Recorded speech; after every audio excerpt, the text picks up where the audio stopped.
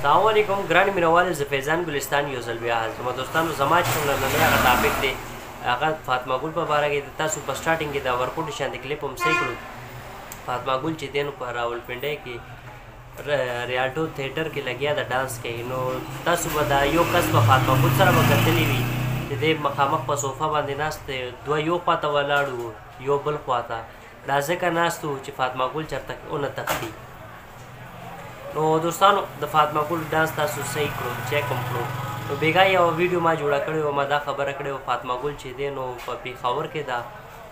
نو هلته کې چې دی نو یو شو نو هغه ځای نه به دا تښتي هلته کې به په منډه منډه ډانس یې کړی دی او هلته نه به دا تښتي راولپنډۍ ته به راځي پنډۍ کې به دلته کې چې دی نو ریالټو تھیټر کې د دې ډانس دی ډانس به ولې نه کوي پیسه ورته میلاویږي شوړه ورته میلاویږي خامخا به کوي نو په دوه ځایونو کې مختلف ځایونو کې دا خبره ده چې اسلام آباد کې پنډۍ کې وي نو بیا هم خبره ده د نیمې ګنټې لاره ده نو چېرته پېښور او چېرته پنډۍ موټروی دی خیر دی 3 ګنټې لګي ولې چې رش هم وي په موټروی باندې خو 2 ګنټې لګي او بیا چې دی نو